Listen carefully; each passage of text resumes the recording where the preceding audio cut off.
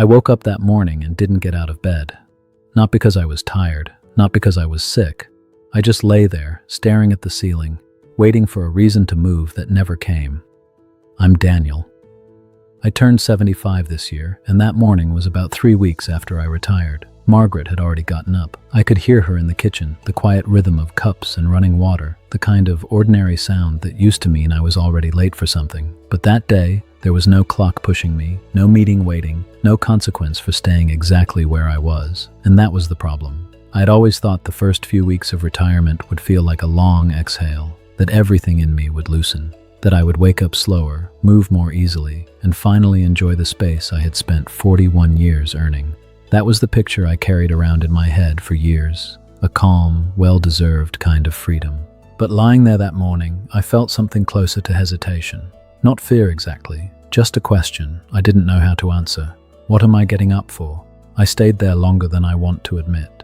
Long enough that Margaret came back into the bedroom, looked at me and said, "Are you planning on starting the day at some point?" She said it lightly, no judgment in it, but I could hear the curiosity underneath. "I will," I told her. "Just give me a minute." She nodded and left it alone, which is something she has always been good at, not rushing me to explain things I haven't figured out yet. I did get up eventually. I went through the motions, made coffee, stood at the kitchen counter longer than necessary, looked out the window like there was something out there I needed to notice. There wasn't. It was just the yard, same as always. That was what unsettled me.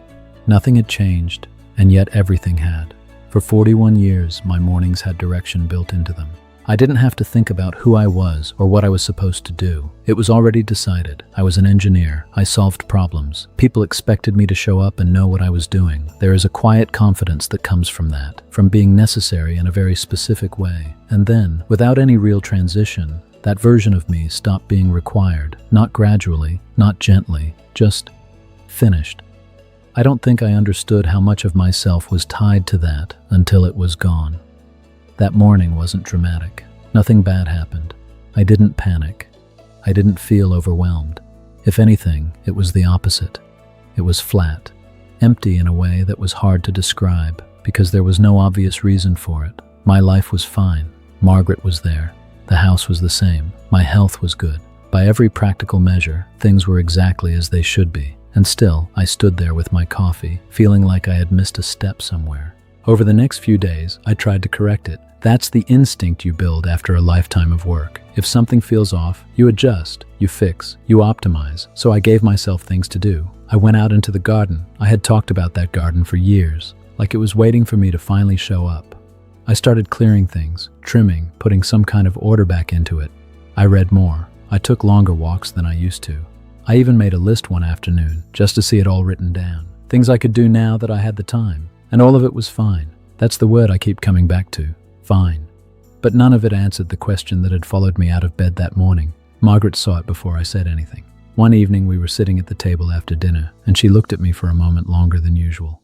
"You seem like you're waiting," she said. I let that sit for a second. "I think I am," I told her. "I just don't know what for." She didn't offer advice. She didn't try to solve it. She just nodded, the way she does when she understands something without needing to take it apart. "Well," she said, "let me know when you figure it out." It was such a simple response, but it stayed with me, because she wasn't treating it like a problem. She was treating it like something that had its own time. A few days after that, I called my son. We don't usually talk about things like this, but it came out before I could dress it up into something more comfortable. "I think I'm having a harder time with this than I expected," I said. He asked me what I meant, and I told him the closest thing I had to the truth. "I feel like I don't know what I'm for anymore." There was a pause on the line. Not awkward, just quiet. "Dad," he said, "you don't have to be for anything. You can just be." I understood what he meant. At least, I understood the words. But there's a difference between understanding something and knowing how to live inside it. That took longer. The shift didn't come from anything important. No big realization, no moment that would make sense in a story like this. It happened on an ordinary afternoon, the kind I had started to have a lot of. I was standing in the garden again, not working this time, just standing there near the back fence, looking at the line of trees behind the house. I wasn't thinking about anything in particular. That was the strange part. My mind wasn't trying to organize, fix, or plan. It was just quiet. I don't know how long I stood there, long enough for something in me to stop reaching for the next thing. And in that space, something settled. Not completely, not permanently, but enough for me to notice the difference. I think what changed was this. I stopped treating the absence of structure like a mistake. Up until then, I had been moving through my days as if something was missing that I needed to replace. Like retirement had taken something from me, and it was my job to find an equivalent, another role, another way to be useful in the same way I had always been. But standing there that afternoon, it occurred to me that maybe nothing was missing. Maybe this was just what it felt like when there was nothing demanding something from you. That's not an easy feeling to accept when you've spent decades being defined by what you provide. Being needed becomes part of how you measure yourself. You don't question it because it works. It gives your days shape. It gives your decisions weight. Without it, you have to find a different way to understand your place in the world. I'm still learning that. There are mornings now when I get out of bed without that hesitation, not because I've replaced it with something else, but because I've stopped expecting the same kind of reason. The day doesn't need to justify itself the way it used to, and there are still mornings when I feel it again. That pause, that question, it hasn't disappeared. It's just familiar now.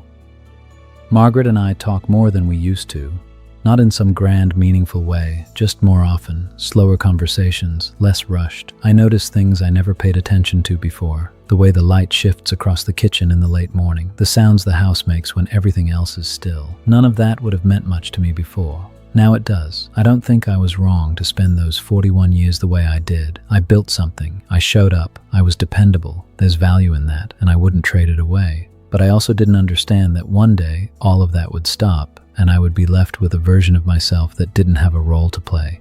And that version doesn't come with instructions. So if you find yourself in that same place, whether it's retirement or any moment where the structure of your life falls away, and you wake up not entirely sure what the day is for, I won't tell you it gets easy. I will tell you this though, that question you're asking yourself. You don't have to rush to answer it. Some questions aren't there to be solved. They're there to sit with you for a while, until you become the kind of person who no longer needs them answered.